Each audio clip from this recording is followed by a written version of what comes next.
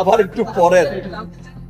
আমার যতটুকু ক্লিয়ার করার আমি দেখেন ক্লিয়ার করেছি, এটাই যে আমি প্রুভ করতে পেরেছি। সেই রিপোর্ট একটা এখানেও পাঠিয়ে দিচ্ছে এই সমস্ত রিপোর্টের পর, বিকজ আমি জানি যে আমি।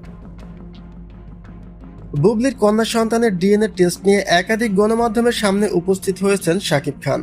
এমনকি তিনি নিজেকে নির্দোষ দাবিও করছেন। সম্প্রতি সময়ে শবনম বুবলির কন্যা সন্তানকে কেন্দ্র করে এমনই একটি চাঞ্চল্যকর ভিডিও সামাজিক যোগাযোগ মাধ্যমে ব্যাপকভাবে ছড়িয়ে পড়েছে।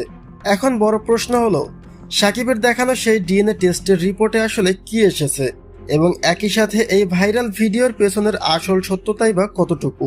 চলুন তার বিস্তারিত জেনে নেওয়া যাক। ভাইরাল হওয়া শাকিব খানের এই ভিডিওটিতে স্পষ্টভাবেই দেখা যাচ্ছে যে তিনি একটি রিপোর্ট হাতে নিয়ে বলছেন, আমি প্রমাণ করতে পেরেছি, এটাই আমার সবচেয়ে বড় পাওয়া। ভিডিওটিতে এমন একটি আবহ তৈরি করা হয় যেন বুবলির সন্তানকে অবৈধ প্রমাণ করতেই শাকিব এই ডিএনএ টেস্ট করিয়েছেন। কিন্তু একটু গভীরভাবে অনুসন্ধান করলেই বেরিয়ে আসে আসল সত্যটি। বাস্তব সত্য হলো, বুবলির কন্যা সন্তান শার্লিন খান প্রসঙ্গে শাকিব খান এখন পর্যন্ত মিডিয়ার সামনে মুখই খোলেননি বা কোনো রকম মন্তব্য করেননি। আর যে ভিডিওটি ছড়ানো হচ্ছে তা মূলত শাকিবের সম্পূর্ণ ভিন্ন একটি সিনেমা সংক্রান্ত আয়োজনের দৃশ্য।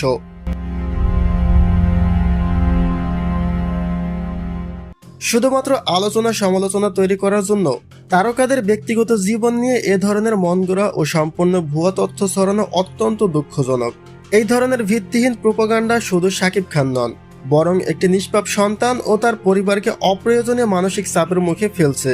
তাই না জেনে না বুঝে অযথা ভুয়া তথ্য ছড়িয়ে শাকিব খান ও তার সন্তানকে সমালোচনার মুখে না ফেলাটাই বুদ্ধিমানের কাজ।